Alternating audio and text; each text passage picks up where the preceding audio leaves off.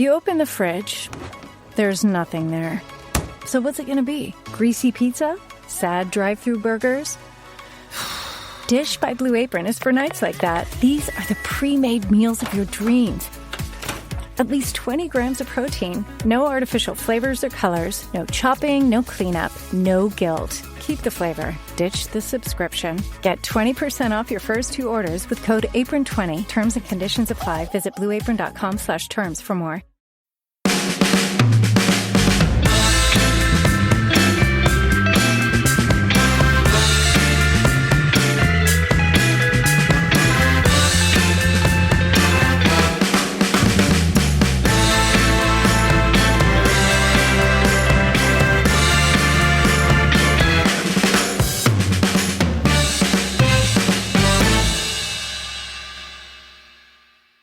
Well, I mean, I don't know. We said we'd do it. So the aggregate scoreline last week, which I got wrong because I didn't know the scores of one of the games, was 7-1. This week, the aggregate score since we last did a podcast is 0-0. So I don't know. I've asked for listening questions, so we'll do that later in the show. That might be fun, right?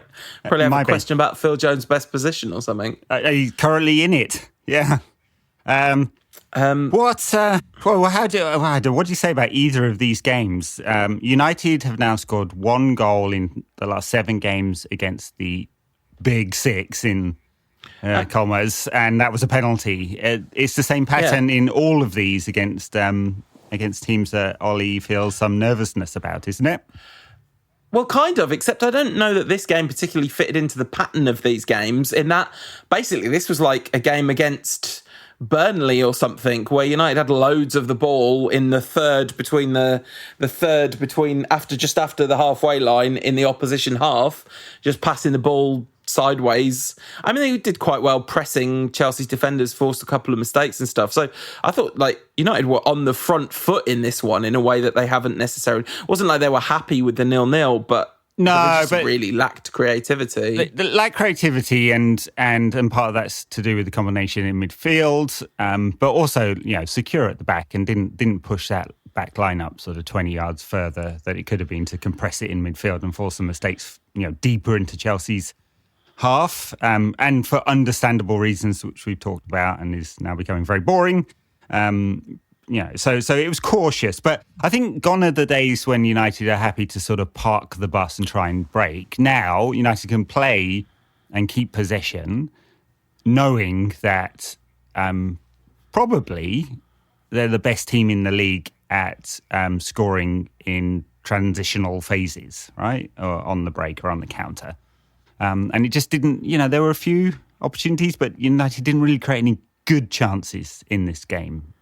As a result of sort of, a little bit of caution. Yeah, no, not anything even approaching a sort of statistically significant good chance, I would say. I mean, Mason Greenwood had a fine shot from outside the area that didn't go far wide, but, obviously that's not a good chance. That's just, he's good. And Fred, one of his shots only narrowly missed, which was better than anyone was expecting. Rashford hit that free kick pretty well, forced Mendy into a punch out. But it was a tough watch. I mean, the biggest chance in terms of numbers in the game was the half an XG chance of the Callum Hudson-Odoi lovely first time cross, which Giroud did okay to get in, but really, I mean, I know, sorry, talking of boring and broken record, just so easy for him to peel off Lindelof and get into space. But then actually United centre-backs did all right for most of the game, I thought. I thought they did in those sort of, classic defender duels. They do okay. It's like neither of them are bad defenders in those sort of... Lindelof has a problem physically, obviously, boring, and Maguire has a problem positionally and especially with pace. But that wasn't really challenged today by Chelsea, I don't think. Like facing crosses coming into the box or being able to defend between the lines of your box, they do pretty well. That's why United's defensive record last season was pretty good, not so great this season. So it's when United push that 20 yards up the field that they really have problems. And that wasn't tested so much today. Yeah, and I thought it was kind of a slightly odd decision on the part of Tuchel to play Giroud over Werner for exactly that reason. Obviously, like Giroud scored an amazing goal in midweek or whatever, but you'd think that if you asked Maguire and Lindelof, like, which one of these two attackers would you rather be facing based on your strengths and weaknesses, it's a pretty trivial decision, isn't it? So I thought that was maybe a bit of a mistake from old Tommy Tuk. Well, the Chelsea have scored 9 in 10 games under Tuchel, I think, and so that's for all the attacking talent: Mount, Giroud, Werner, Havertz, all the talent. He doesn't know what the combination is that he wants, and so I guess he's focused on the defensive side of things, which was a real mess at Chelsea, and trying to sort that bit out. And then he'll try and get the machine working up front, which, with all that talent, he should do. It's clear he doesn't trust Hudson-Odoi. Hudson-Odoi may be regretting signing that new contract now, I think, rather than making the move. I don't think it's true that he doesn't trust Hudson-Odoi. I think he's played him a ton more than Lampard played him. He played him today when he didn't have to, and he took him off because he got injured. So I think it's actually inaccurate to say. I think he said one negative thing about Hudson-Odoi in the press after a game, but then played him the subsequent 2 games. So yeah, but he's taken him off both times, hasn't he? Well, today he took him off because he had had to have a massive ice pack on his leg, like he was clearly in. Thought he's faking it. Anyway, I mean that's Chelsea's problem. Trying to score, and apparently it's United's problem when we faced the big 6. It's obviously a mental problem now. Yeah, I mean, a lot of the discourse that I've seen around this game, lots and lots and lots of people talking about how much we miss Paul Pogba in a game like this, and I could not agree more. I thought he was he was a massive miss. I mean, and let's talk a little bit about team selection, because a front 3 of Dan James, and then some other players. Marcus Rashford. Bringing this up to talk about. And Greenwood playing as the central striker, Rashford playing on the left, James playing off the right. I mean, James has been in much better form lately, but he was very busy in the first half. But listen, there's a quality issue there, clearly. Or at least, if there isn't an overall quality issue there was a quality issue there in the game today. Yep. And Mason Greenwood couldn't really get into the game, but he actually had a very Martial-esque performance, I thought. It was a lot of fine link-up play and lots of good little touches and layoffs and things. And I was screaming when he took Greenwood off. Yeah. I was just he always does as well. Exactly. It's so rote that he was at one point, like James had just had a knock at that point, and Gary Neville and Martin Tyler said they're delaying the substitution to see if Dan James is all right. I'm like, why are they delaying the substitution to see if Dan James is all right? Why are they just taking off Dan James? Like, anyway, that's, Yes. Move Greenwood to the right and play Martial through the middle if you're going to bring Martial on. I mean, it's only 10 minutes or whatever anyway. And just the one substitution today. I mean, it kind of, with Martial out of form and Cavani injured, and Cavani has, he's 34, he's going to get injuries. It does kind of expose United's sort of thinness up front. And Rashford, obviously, his better performances and numbers of late, and I'm going to completely contradict what I might have said 2 years ago, have been coming from the left. And so, Martial in form and playing like the Martial we know he can, but doesn't do often enough, is that perfect number 9 for us. But it's a problem when he's been so horribly out of form, and with Cavani injured, as I said, we're a bit thin up front. It's why United were so interested in Sancho, one more high-quality attacker.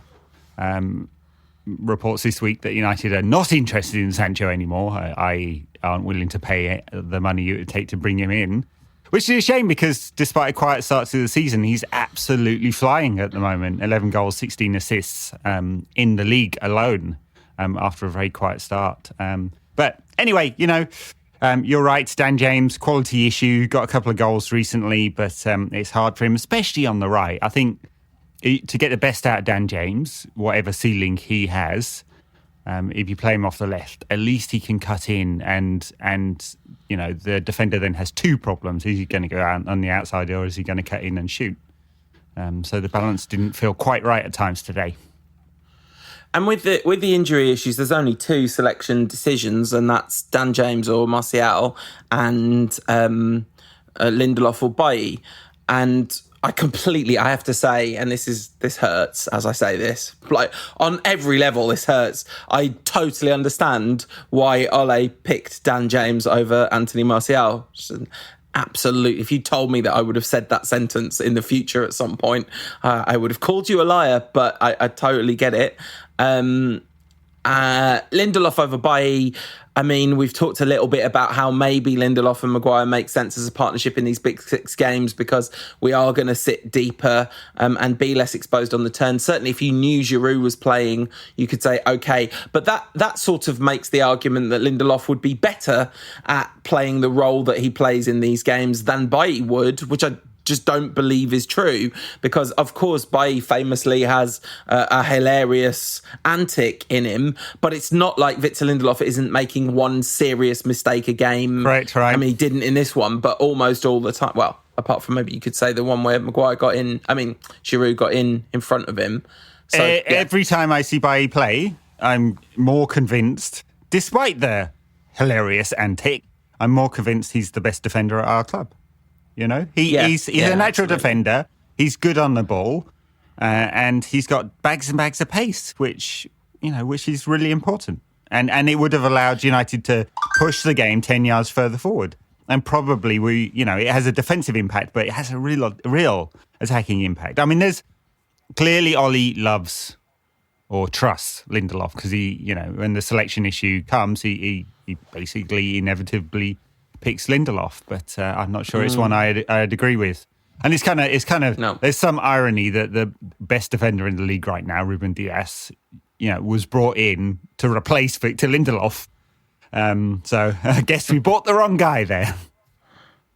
The thing is, we've talked a lot about Dan James, Victor Lindelof, but as Pratik Berlin asks on Twitter, is this the game where good players FC were bad and bad players FC were good? Because Rashford did absolutely nothing of note in this game apart from that free kick. Fernandes not able to bring meaningful contributions to bear on the game. Greenwood, I thought, was the best of our best players, but not particularly good.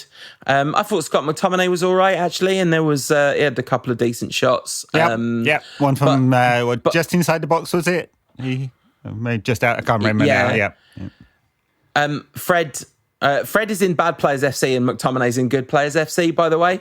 Just so you know, if I'm the manager of those two teams, that's the way around that goes. I know it might be a controversial selection among some of our fan base, but that's how I feel about it. All right, just a quick diversion, because, it's our podcast. And I want to name Good Players FC versus Bad Players FC, 11 aside, right? Goalkeeper.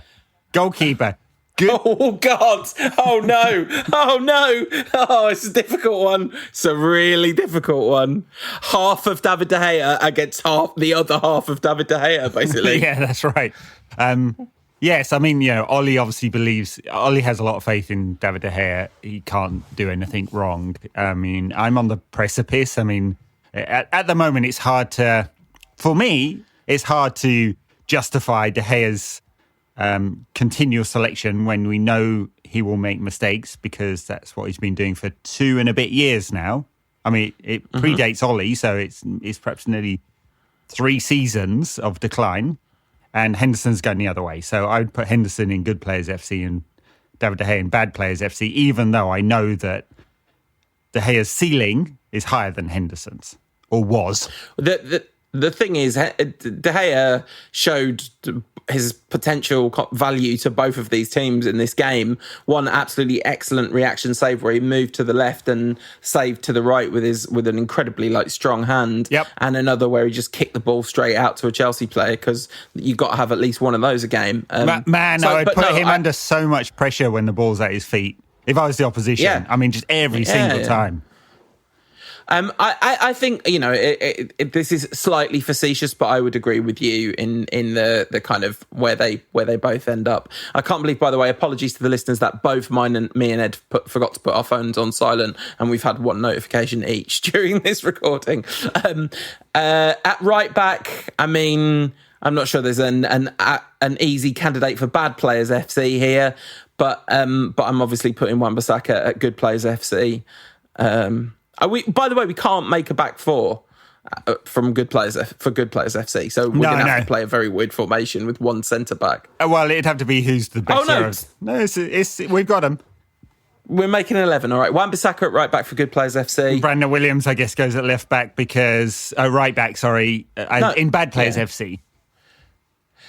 I'm sticking Phil Jones. There. That's pretty weird. He played a lot. He played right back a lot, Phil Jones did, and he'd be even worse at right back. Yeah. I mean, by the way, I like Brandon Williams. He's just had a hard year or so. I mean, I think he's got a load of talent. I'm not having him at bad player. He's not a bad player. No, he's not. So, but our centre backs, we've got a choice of, well, you know, Phil Jones surely is he centre back as well? There's Maguire, Lindelof, Bailly, and Tuanzebe as our four options. It's very easy. Phil Jones is playing right back because Maguire and Lindelof are together at the heart of Bad Players FC. Because the thing is, even if Maguire might have a shout to play for Good Players, him and Lindelof are so perfect together for Bad Players FC. They are a match made in hell. So they can absolutely hang out together at the back of that. And Tuanzebe and Bailly can play Good Players FC. Okay, fair enough. And then at left back, I mean, I think Shaw's in Good Players FC. He's had a good season. Oh, yeah. You know, yeah. I'm so surprised that we're talking about him like that. I didn't think he would be able to push on. I didn't believe he had it in him anymore, but something happened. And then Tellez, I mean, attacking-wise, he's in Good Players FC. Loves putting in a cross, doesn't he? But defensively, he scares me. To channel my inner Mourinho, he terrifies me. The thing is, he is a massive ball watcher, and so he will go great with Maguire and Lindelof. But yeah, I mean, Luke Shaw is definitely like hashtag welcome to Good Players, right? He has been promoted from, he was a big money signing in the summer for Good Players, and he is welcome to that back four. So we got Wan-Bissaka, Tuanzebe, Bailly, and Luke Shaw. I'm not even particularly, I mean, there's a very solid argument that Maguire should absolutely be in that back four, but it's just hard to separate him from his Bad Players counterpart. It's very true. Like the double pivot in midfield, then that's what, Fred and Matic in Bad Players FC and Pogba and McSauce in Good Players. Is that how you have it? Hell yeah, it is. But remember that this is sort of antithetical to the fundamental ethos of the question of good players versus bad players in this squad, because it's not like there is an equal number of each position. The good ones are all the ones in the front half of the pitch, and like now Luke Shaw for some reason, and the bad ones are all the ones in the back, especially in the middle. But anyway, I know. Right, I'm just forcing you to make choices. So the good players, I would have it that way. Then you've got Fernandes, Greenwood, Rashford. Can I just say, Matic is getting a call up to Good Players depending on who we're playing. If we're playing against Bad Players FC, I might have Matic in Good Players because he's quite useful in that sort of game. But no, he's got McTominay's lovely passing range, can't defend for his life. I just wouldn't. I wouldn't ever trust him. Yeah. So we're playing 4-2-3-1 because we're statistically required by law to play 4-2-3-1. Well, basically, you're a football weirdo as a coach if you don't play 4-2-3-1. It's the old 4-4-2, isn't it? Yeah, and it almost literally is the old 4-4-2. By the way, it just called something different now. So anyway, Fernandes obviously has to. I mean, Fernandes is captain of Good Players, and plays at 10. Rashford plays on the left. Oh no! Oh no! Oh no! I've just realised what has to happen, and I hate it with every fibre of my being. You're going to have to put Martial in Bad Players FC. You're going to have to. I know you don't want to.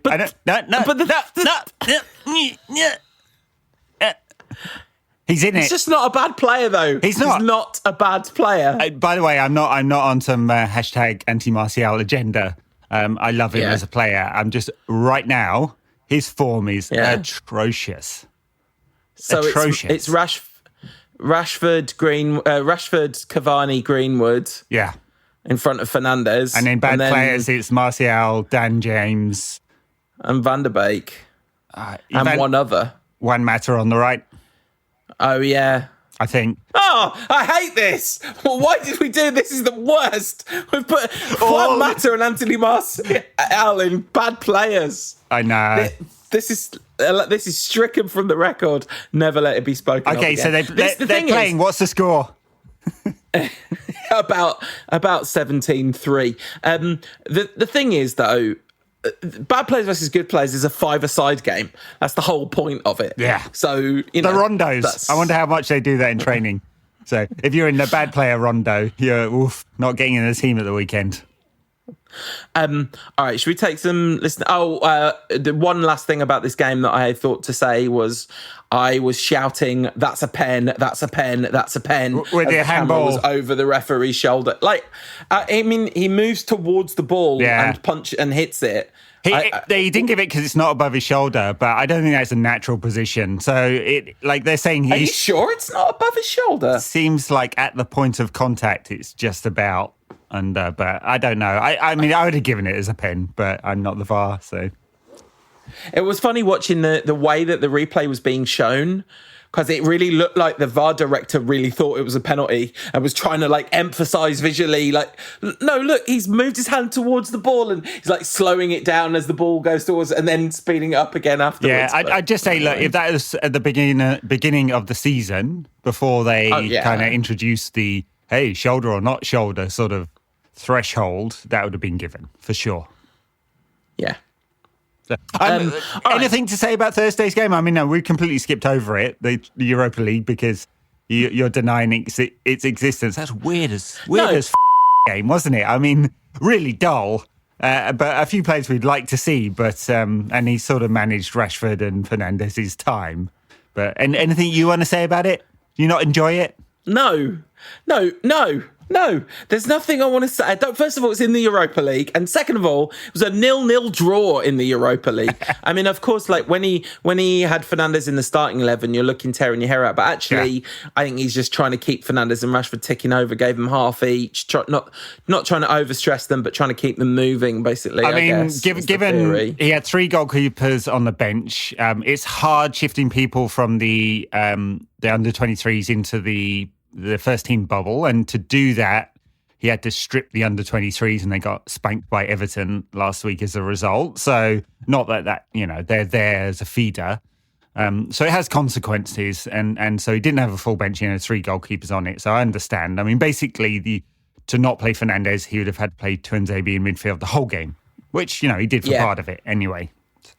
Just about managed it, and then the draw gives us Milan in the next round, which I'm kind of looking forward to. Before we come to the draw, though, there are a couple of noteworthy things about that game. Now you want to talk about the Europa League. Now you're loving it now, aren't you?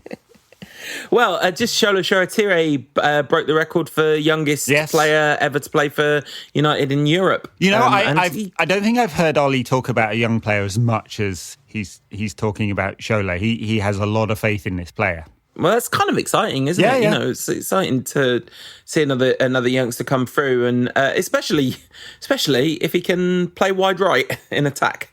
So he's pretty flexible. So yes, he can do that. But look, there are some exciting young players, and Diallo, as you mentioned, another what did he get, about half an hour or so this time round? Well, less than that. Less than that. Yeah. I mean, he's not far off having a start. I mean, he didn't do much, but he's super quick, and he loves attacking, and all the first team players, or the ones that have talked about him, are excited about him. And his which qualities. is it's always a good sign, isn't it? When the squad are kind of buzzing, watching one of the youngsters do stuff. I mean, he looks very small, but actually in this particular game, he looked quite sort of wiry. I did see at one point Adnan Januzaj appeared to say something to Shola Shoretire, and it was like, see in a few years, lad, I guess, because might have some warnings for him. Yes, I wonder how many times Diallo has megged Maguire in the rondos, because I reckon it's quite a lot. Yeah, probably. It was Januzaj played really well in the first half of that game, and made me think that maybe I wasn't just completely wrong when it looked to me like he was going to be a genuine, absolute world beater. Yeah, no, look, he's 26 now, so I think his chance at a top club is probably gone. But not that Real Sociedad is a bad club at all, but it's obviously mid-tier in Spain. But yes, so much talent there, but not quite fulfilled. I read an article this week because that game also marked the 5th anniversary of Marcus Rashford's debut against FC Midtjylland, and Rashford captained the second half, which was quite nice. But there was an article on the BBC website about James Weir, who is currently playing in Slovakia, I think. There's a chance it's Slovenia. I apologise to all Slovakian and Slovenia listeners for Sokovia, isn't it? He's in the Marvel universe. That's not a real country. At least if I am mixing it up, it's with a real country, not where the Scarlet Witch is from. Anyway, it really made me think, that article, because Weir made his debut. He was under 23's captain at the time, and he made his debut in the same game that Rashford did. He didn't start, but he came on as a sub, one of the many, many players that Louis van Gaal gave a debut to. And then he moved, I think, to Hull, where Mike Phelan was the manager, and then Mike Phelan was shortly sacked. Then he moved to Wigan when Warren Joyce was the manager, and Warren Joyce was very shortly sacked. Then he got a serious injury. And you just think, it made me think about Rashford and it's so easy to just focus on the top of the pyramid. But the extent to which even a player like Jesse Lingard, to have made as many appearances as he has for United, and people just say he's like rubbish. And this, it's so ignorant to say that these players are rubbish when it's so rare that one of them breaks through. Like, it's so incredibly hard. Oh, sure, yeah. To make it. I mean, and the base of that pyramid is really big. Not just the kind of pros who aren't quite at the top level, but for Rashford to come out of under 8s, under 13s, 18s, and 23s and make it through, there's hardly any.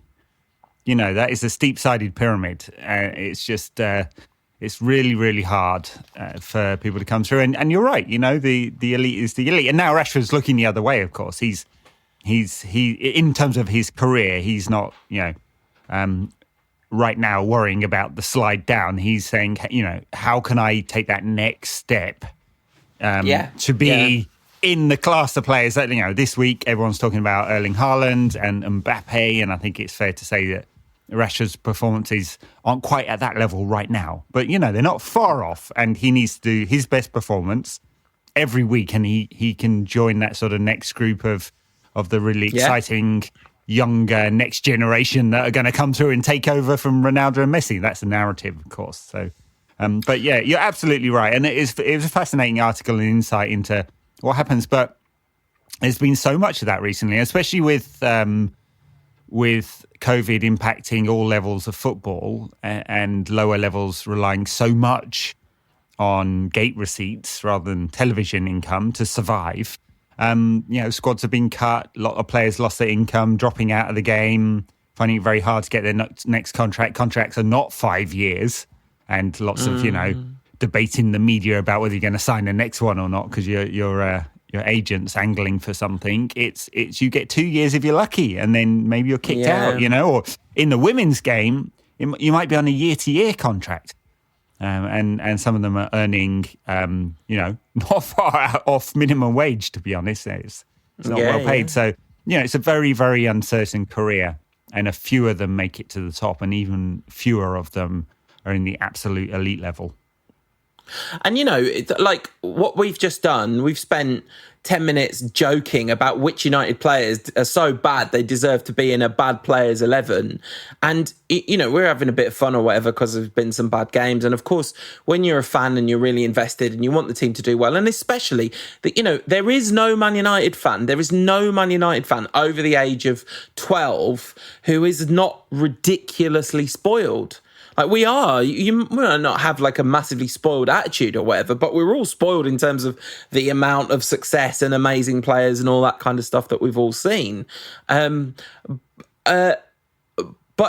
But I definitely have a conscience slating these people that have sacrificed so much and worked so hard and, all of that kind of stuff. So obviously we're here to kind of assess performance or whatever, but I'm not qualified to assess performance of these players. And, I've personally sacrificed a lot to do the job that I do, but I haven't been doing that since I was 8 years old. Do you know what I mean? Right. Victor Lindelof, right? Widely slated, in my opinion, not the grade that required for United to be a title contending, heaven forbid, Champions League contending club.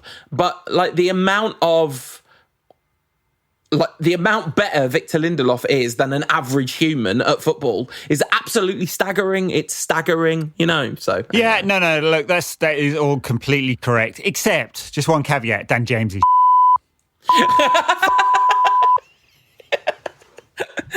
Anyway, should we take a mini break and then come back with some listener questions? Yeah, and a little chat about Milan. If you want more from the show in between shows, check us out on the socials. We are NQAT Pod on Instagram, Ed's at NQAT Pod on Twitter, and we are under our real names on Facebook at No Question About That. Milan. We have to call it Milan because James Richardson does. Milan. Yeah, we have to. Milan. All I want is for us to absolutely smash them, because I have rarely been more emotionally invested in a player's career crumbling around their ears than I am currently in Zlatan Ibrahimovic's. That guy, he's always been, I've never really enjoyed his shtick. It was very fun having him at United. We did bonus content where we talked about all his goals at United once, and just seeing them all back to back, the level of quality was absolutely unreal. Obviously had a big positive impact on the players in the dressing room and all that stuff. And now he's right up there with my least favourite players ever. He's gone from shouting about voodoo to Romelu Lukaku, who had been racistly associated with voodoo in the past. And by the way, that started by the Everton owner. So... Yeah, right. And now he basically told LeBron James to shut up and dribble. Yeah, I thought that was really disgusting. Yeah, this was told. LeBron James, he was told by Fox News to shut up and dribble. So he made a documentary about NBA player activism called Shut Up and Dribble. Zlatan said basically, I think he's an amazing player, but I hate it when they talk about politics. People should stick to what they're good at. And LeBron gave a response, which I thought was absolutely perfect, where he was like, this is what I'm good at. And he's absolutely right. LeBron is 1,000 times the person that Zlatan Ibrahimovic is. 100%. James won that argument. And frankly, Zlatan should shut up and score goals, because exactly. When it comes to talking about activism, politics, and race, Zlatan clearly doesn't have a clue. He's still scoring goals though. 14 in 13 appearances for Milan in Serie A this season at nearly 40. So he can still do it on the pitch. It's crazy. Yeah, be interesting to see the matchup, because his game's kind of built for Maguire and Lindelof. They can defend. He's not going to go run behind them. He will. He might just. His game is not built for Victor Lindelof, by the way. That is true. That is true. Yeah. Yeah. Yes. No. I'm looking forward to this game. I mean, Milan are making something of a renaissance. They're currently second in Serie A. It's a tighter title race there than it has been in recent years. Juve have been running away with it every year, and not under Andrea Pirlo. Although Milan just got spanked by Inter in the derby. Yeah, very satisfyingly. Yes, and Romelu scoring the third goal in that one. So it's they've plenty of talented players there, but not at the level of the great Milan sides of the late 80s and early 90s, obviously. There was some, this was like very trolly. The Europa League Instagram account put up like one of those grids of players. It's like, pick your dream midfield from this. And it was, Keane and Scholes and Seedorf. And you're like, oh God, this is the how far we done fell FCs, isn't it? Like this is definitely faded glory. And faded glory that are both somehow currently second in their relative divisions, right? That's what the nature of this game is. That's right. I mean, look, the players at Milan that are trying to take them to the next level. We talked about Zlatan and Donnarumma. Still, I couldn't believe how young he was when I was looking him up. He made his debut for Milan. He's like 12 or something. He's out of contract in the summer. That's an interesting one for any clubs looking for a top-level goalkeeper. Simon Kjaer was a very good defender. I don't know that he is really anymore. I haven't seen one kick of a Milan game apart from like clips of Inter scoring against them. Yeah, and then there's the Turkish player Hakan Çalhanoğlu. Sorry, completely butchered that. Who I think is looking for a move, and there's a lot of agent-driven talk about him at the moment. Sort of their number 10 creative midfielder who'll be trying to pull the strings. So it should be an interesting tie anyway. Better than the mid-tier Spanish side. It's a sort of almost top-tier Italian side. Almost. I'd have an above-average chance of still being able to spell his name based on the amount of times I had to type it when I worked for Bleach Report, which was peak him being linked with Man United times, as a result of which I watched quite a lot of his free kicks on Y Scout, and they were good. That's a long time ago now. And it's not that long till those games, right? They're the week after next? Yeah. Because we're all really compressed. Yeah, United play Palace on Wednesday and then Europa League the next week, I think. It comes around quick, doesn't it? Yeah, it certainly does. March the 11th, the first one of those, 5 to 6 kickoff. So won't be watching that. We'll be watching that. It's the home leg first. 5 to 6 at Old Trafford. It's wrong. It's wrong. Wrong. Yeah. Wrong. I will watch it, but it's still wrong. Let's take some questions. Rushworth Bond says, what's the handball rule? Please explain. Yeah. Anyone? Please. Yeah, I mean, I think that's rhetorical, isn't it? Does he? No, I would like. If he doesn't want to know, I'd like you to explain to me the handball rule if you can. I believe it's natural silhouette, right? So if it hits you and you're in a natural silhouette, then it's not handball. Yeah. Okay, but it's different. That's when you're defending. So when you're defending, if you're in a natural silhouette, it's not handball. And to further clarify it, if your arm is below your shoulder, that's considered to be a natural silhouette. And if it hits you above the T-shirt line, now that could be, even if you got long sleeves on, the nominal T-shirt line, sort of midway between your shoulder and your elbow, if it hits you above there, it's not handball. Now, I think that's it. If you're in attacking phase and it hits you anywhere below the T-shirt line, natural silhouette or not natural silhouette is handball. Does that make sense? Yeah, but surely both natural silhouette and above the T-shirt line sound like they should be album titles of some kind or other, like R&B albums. You make me feel things above the T-shirt line. Anyway, Bigham RF, Mads Nielsen says, favourite to win the Euros this summer and why? France, because they won the World Cup and they got Paul Pogba. Yeah, France because they're good. Germany because they've got a lot of good young players coming through at the moment. It's funny, like there's this gap. So there's a lot of good young German players in the 25 to 23 range. And then younger than that, there's been a big sort of debate in Germany about are enough players coming through. England? Well, I don't know. I mean, they're just so prosaic under Gareth Southgate. I think the big factor, though, is like who is burnt out and who is not. So if there's I don't know if there's an equivalent of a Greece where we'll have a lot of players who haven't played a lot of football but are good enough players. if there's that, and they haven't had to play 60 games in less than a normal length of season, then that could be a big factor. Also, we don't know. I mean, one, UEFA are saying it's definitely going to happen, which is, with all the travel bans and stuff like that, how they can play it across 10 countries, it just seems impossible right now. I mean, you've seen the Europa League.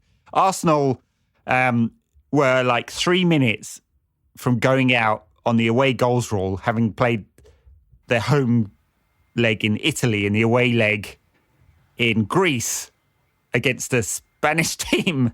Was it Spanish? A Portuguese team. Portuguese team. Yeah. So weird, and clubs are having to do that because there are travel restrictions of different natures right across the continent. Yeah, I would say actually that's a really good point mentioning Greece. I almost feel like the favourites to win the Euros as a collective are teams for whom it would be a big upset if they win the Euros.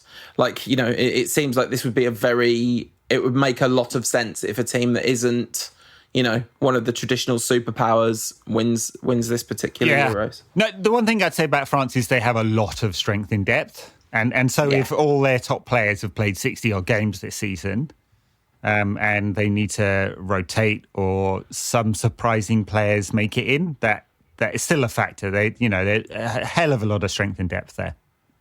Yeah, and having won a World Cup, I mean, it's kind of slating Deschamps is obviously like a weird thing to do, given that he literally won a World Cup. But I actually wonder whether that sort of really prosaic style that Deschamps wants is probably quite good for energy conservation and all of those kinds of things. So actually, it's probably quite a good summer for a team that's set up like that. In fact, they almost are. They kind of are Greece, but with unbelievably talented players. So Greece plus. That's their. It's not Norway plus. It's Greece plus. _ballpoint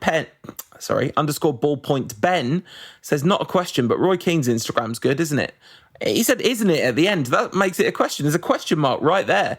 It's totally a question, Ben. And yeah, obviously, like he has a good sense of humour about himself and his public image, clearly. Yes, I'm here for all Roy Keane content. It's my thing. Love it. Yeah. Did you watch him and Jamie Redknapp shouting at each other about Tottenham? Oh, good. Very funny. Friend of the show, Charlinado, says, do you know what? Having read that out loud, I've thought that was Charnado forever. Sorry, Charlie. Anyway, would you rather have to read aloud every word you said or sing everything you say out loud?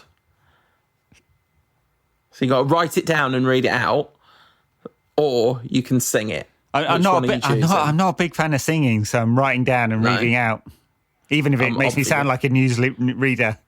Hello, wife. Good morning. There's a really funny thing that's gone around on social media of this anchor, news anchor in America at home torturing her boyfriend by doing the news anchor voice. And it's really, well, are you ready for this evening's date? It's very funny. It's really good. Not a question, but I miss Paul Pogba, says Matthew _Taylor9. We all do. I say we all do, but loads of people don't miss him at all because they can't allow themselves to be wrong. But anyway, Brian One Child says, baking a loaf of bread and can't decide whether to substitute butter for olive oil. Any thoughts? And even before I stopped eating dairy, I would always have gone for olive oil over butter in a loaf because you want that kind of maximum malleability, right, to stretch those glutens. Yes, so I don't really make bread, but I do make pizza. And you really have to get the gluten in there. So, double O flour, obviously, and really work it hard. So, and olive oil works really well there. Yeah. Yeah, so I'm going with a no there. I mean, I guess you'd get that kind of very creamy, rich, almost like an enriched dough. I've watched Bake Off. I know stuff. Name a worse sight in football, says Vieri tweets, than Fred lining up a right-footed shot from the edge of the box. When he nearly scored and Ole burst out laughing, it just shows you. I know. And then he clapped vigorously to try and hide the fact that he couldn't believe Fred had tried it. Yeah. I mean, if you freeze-framed it there and asked 100 people, is this ending up in the net, nearly in the net, or in row Z? Or no, near the corner flag? Yeah, like 90% picked the corner flag. So amazing. I think Fred surprised himself as well. Yeah. Mannymo_BMW says, who would be the best hooker duck player at the fun fair? So you need someone with really good hand-eye coordination here. I wonder whether the goalkeepers might have a bit of an advantage. Big answer. Although David De Gea would stand like a really long way back from the thing because he was afraid to come out of his goal. Something. Haven't scored a non-penalty goal since McTominay versus Man City in the Premier League against the so-called Big Six, says H. Genemo. And Shrikant_Nima says, how frustrating is it to see the lack of ambition against the other so-called top sides? Bit United-y, those questions for my tastes, but we'll take them. Yeah. I mean, I talked about this a bit earlier. I mean, look, I think it is a concern, and I don't think it's United parking the bus. There's not too many of those games where it's been a real Mourinho-esque performance. But there has been some caution, and it does feel like there's a lack of creativity. And look, this is a completely different narrative than one we'd have a year ago, where we were complaining how we couldn't break down stubborn defensive sides. Now we score 9 against them. Look, United want to make that next leap. Got to pick up more points than, what is it? It's only 6 points in those games. Not losing games, but not scoring goals. You need to take points off your rivals for the top places, generally.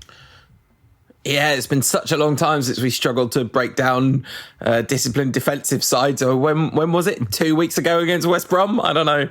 It was pretty recent. At Jax365 saying, do you guys watch any North American sports? I kind of like basketball and I kind of like NFL, but I don't watch them regularly. You're going to have to get into one now for time zone reasons, Ed. I don't know. I'm going to find it really hard. Honestly, I struggle. I've been to all American sports and, I've spent a lot of time in this country where I'm now living. And I find, baseball I like for the hot dogs and the beer because they have great concessions. They like food trucks. It's really good. And you just kind of sit there and relax and not much happens. You can't really see anything because the ball goes 100 miles an hour. And once in a blue moon, someone actually manages to hit it. NFL, it's the stop, start. I can't get into that. I have been to ice hockey, but I don't care about it. So even though it's a lot of action, it's like hard to... And basketball's much better live than on the TV, just for me personally, because it only really matters in the last sort of 5 minutes or so, but the kind of physicality of the players and the speed of the game and, how much is going on, it really does feel like that when you're at it. So I feel like if I could suddenly be massively into and know loads about and follow really closely any of them, I'd probably pick basketball because it feels like there's so much nuance and tactics and the players seem kind of really interesting and they often speak much more interestingly than other sports. There seems to be a real culture of openness and honesty, not just about social issues. Obviously, we talked a bit about that earlier, but just in terms of, players' relationships with each other's and their relationships with their own teams and stuff. It's very, very kind of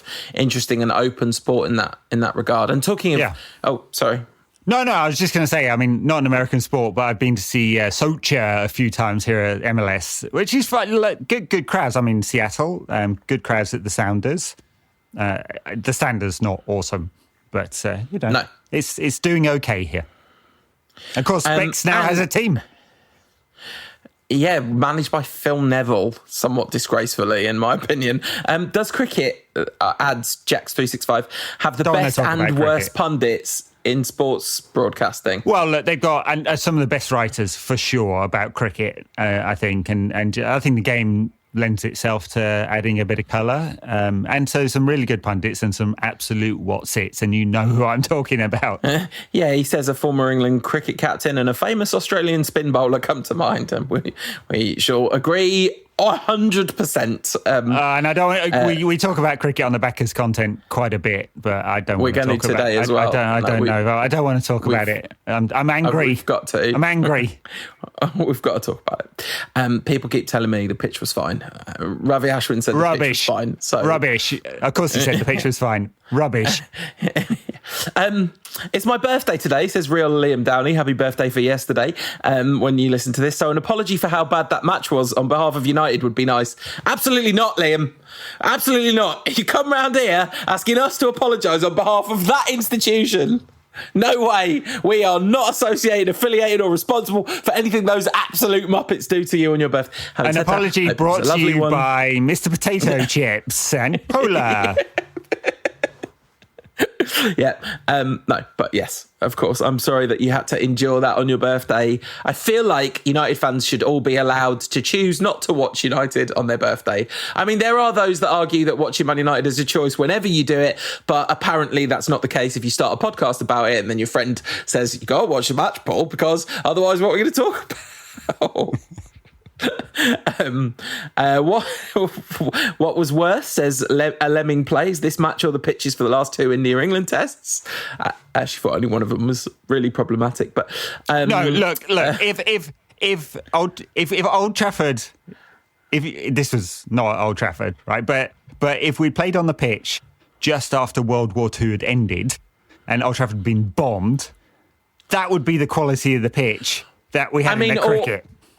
Or basically any game between November and March from 1981 to 1993 or whatever it was. Yeah. It's been 2.5 years since Solskjaer took charge, says Henke Svensson. Do you feel that you could identify with the club once again, that we've gone back to the roots, as some of us were hoping that the appointment would lead to? Well, so look, in a football sense, I think that's true. You know, there's clearly limitations in the squad and the team, but I get a sense of where we're heading. Don't you? I mean, especially the transition from being a purely reactive side that only played on the break to one that is now mostly front foot forward, even if sometimes there's more caution. With the players who can cause real damage on the break. So I think from a football perspective, yes, the club is still the same club. It's still the same owners and it still makes all the same mistakes. So yeah, let's not kid ourselves about that part. You know, any success, and it's relative to the last sort of 7 years, any success we're getting now is despite, not because of the owners, for sure. Yeah. Yeah, absolutely. It's the club versus the team, isn't it? Like the team, absolutely. I feel like it's much easier to identify with them. I like them. Not that I was ever not rooting for them to win, but like it's very easy to root for them to do well. And the club is the club. But that was definitely the case in the Fergie era. Love the shirt, hate the club, right? That's right. It's been the mantra for a long time. Two more questions. JJ Vallejoa says, have you ever listened to the intro song for the podcast at 1.5 speed? It's amazing. I haven't, but I definitely will now. I can imagine that working, actually. I really like that tune. Have not. It's a good tune. We've done well there. Well, it's not us, but it was mainly Tom and the musicians that the musicians creating it from our creative concept, and Tom berating them into making it good. I mean, by the way, that is almost exactly what happened. I think you might have edited what Tom said and sent it to them, if I remember correctly. Well, yeah, because Tom's initial creative feedback was exactly the thing. He's a creative, right? Exactly the thing that he hates getting, which is, this is shit, do it again. And then very good, old-time friend of the show, Eric Johnson at ERK Tennis, because he switched from an account that talks a lot about Man United to one that talks a lot about tennis. I don't really understand what's happening in tennis. The only things I know about tennis is from Eric's Twitter account, so if you like it, you should follow it. But he says, seen any good shows recently? And I've quite been enjoying, I like a reasonable quality sitcom. Do you know what I mean? Like any sort of upper third of American sitcoms I like. So Netflix put Superstore on there. It's pretty funny. And I like that show. And I found WandaVision to be... Yeah. I can't believe WandaVision exists. Like, it's incredible that the biggest budget franchise in the world was like, let's do an absolutely wild concept show. So, I know. Cheers, guys. I would love to have been in that pitch meeting when it was greenlit. Yeah. Got an idea for you. So, are we gonna spoilers spoilers for One Division? Not like massive story spoilers, except if you haven't seen it at all. In which case, skip forward a minute. But like if you've been following it, just the concept. So you know, we're going to bring in the MCU right at some point. Are we going to like hint at that in the first episode, or are we just literally going to make the first episode seem like it's a sitcom but with Wanda and Vision in it? No, I think we're going to do the latter, because we're Marvel. We can do what we like. Unbelievable! Like the level of super indie-ness of this.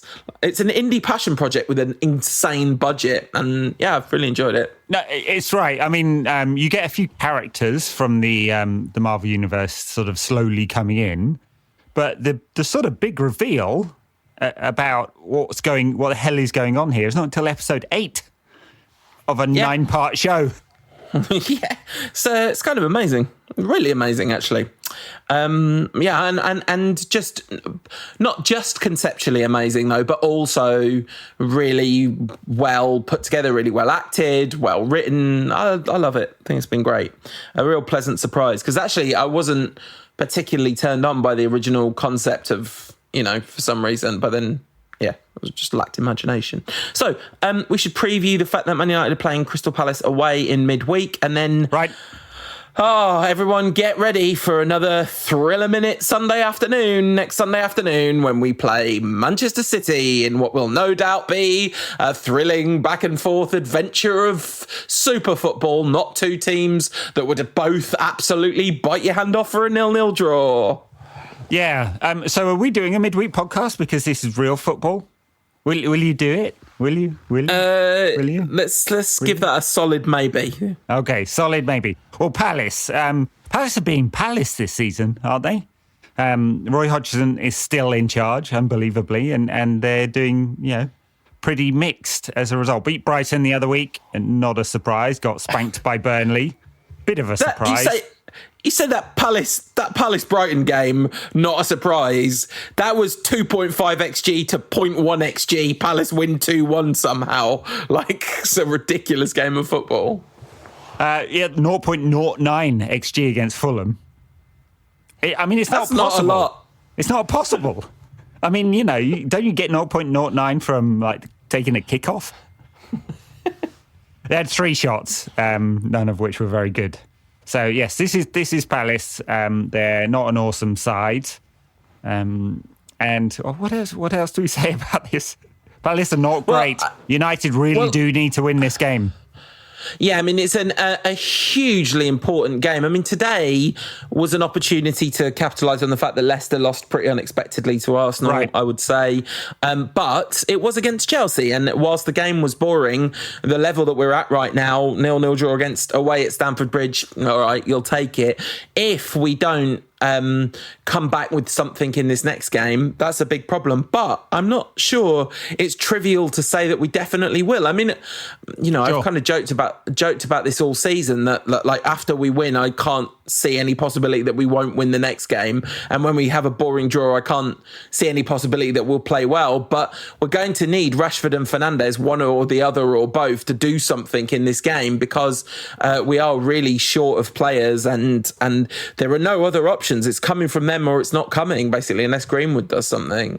Yeah, true. And I mean, but I think we know how Palace will play. I mean, they do have the players to play on the break. I think they will sit deep. I think United will have 60% possession. It will be up to us to break that down. It would really help if we scored a bit earlier in the game. And Palace's big problem is scoring goals. You know, they obviously they got a fairly hefty negative goal difference, but it's scoring. Wilfred Zaha has 9. The next best is Benteke on 4 in 19 appearances. I mean, he was good for about a season, wasn't he, Benteke? And then he forgot how to score goals. And they're overachieving their expected goals quite a bit, which tells you something about, you know, how hard it is. Maybe they've been efficient taking those few chances that they've created. Yeah, I mean, that kind of the fact that a team scored that few goals and are overperforming their expected goals is a very bad sign for how functional their attack is. And they've obviously, like Eze was a super fun, like one of my favourite players to watch in the first half of this season. I haven't seen a Palace game for a while because it's always kind of felt like a chore to, you know, when you're looking at the fixtures, when there's so many games you can watch every weekend, you're probably mostly skipping the Palace one, aren't you? Zaha didn't play against Brighton. Was he back for the Fulham game? I'm not sure. We should probably work that out because that makes a difference. I tell you, the one thing that I would want to see above almost everything in the United lineup is just Eric Bailly in the side. It seems to me there's absolutely no reason to play Maguire and Lindelof in this game because you would expect Maguire and Lindelof absolutely to be the pair that start against City at the weekend, and recovery pace could be invaluable. It could really free up United to be really bold with their fullbacks in particular in this game. So I really hope that's what we do.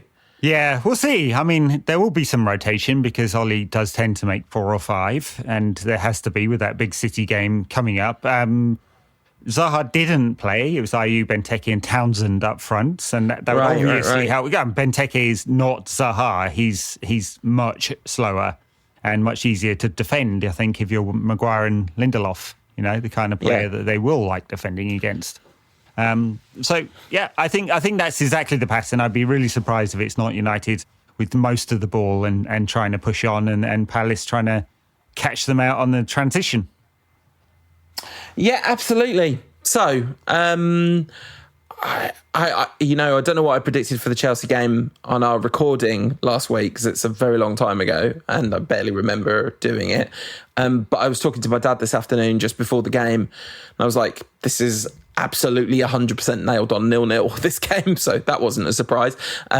This Palace game, I feel, is a little more difficult to predict. I think I don't really have a prediction. I'm going to go with a 2-0 United win. Just on the basis that I do think we'll have too much for them if Fernandes or Rashford click a bit. Okay, I'm going to say 1-0 because, I don't know, I've got to pick a number. Yeah, it's boring if I pick the same one. And in case we don't do a recording, I'm going to predict a 1-0 City win. I think that's going to be a drab game of football. That's my main prediction for that one.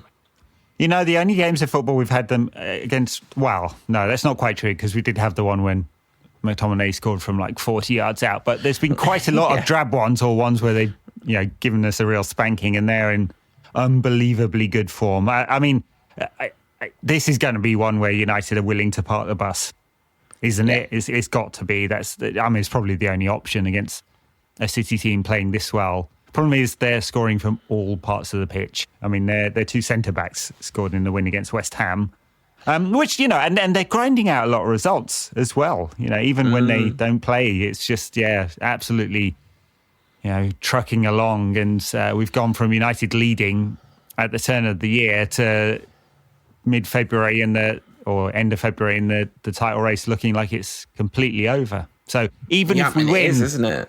Well, if we win... Didn't win today, but if we beat Palace and then beat City, we could get to within 7 or 8 points or something like that. It's totally done because the thing that it looks like is that Guardiola has really cracked the pandemic season. He's really, he's obviously got the budget that really helps with that. But I think they're playing the right kind of football for the challenge that they're currently facing. And I think they're going to kind of sleepwalk the Premier League. Yeah. It'll be interesting to see whether he can finally break his kind of decade-long Champions League curse. No, I think you're right. They're very efficient, aren't they? And, having that much of the ball all the time is and he's got the squad. As he talked about in his press conference, tongue firmly in cheek, because he was being a bit moody with Klopp talking about budgets the other week, but it was kind of fun, his presser before the weekend. Yeah. Those two arguing, great, about which team's better. You're both terrible. All right, and to hear what we think of other managers, just a little thing before we get onto the backers content. Thank you to everyone that signed up to the Patreon this week, because I said in the last show that we're going to dedicate a significant portion of the backers content to having a massive go at Jose Mourinho. I hope no one was disappointed. Annoyingly, they won 4-0 this week, so we can only... I was just going to say, how are you going to get your hate out in a 4-0 win? I've got one. I've got a line lined up. Oh, And by the way, I thought Liverpool had just scored a hilarious own goal, but it's been flagged for offside. So we won't have that to talk about during the backers content. But anyway, stay tuned for that if you are a Patreon backer, and everyone else will see you either on Friday or next Monday after these two games. Take good care of yourselves. Have a good one.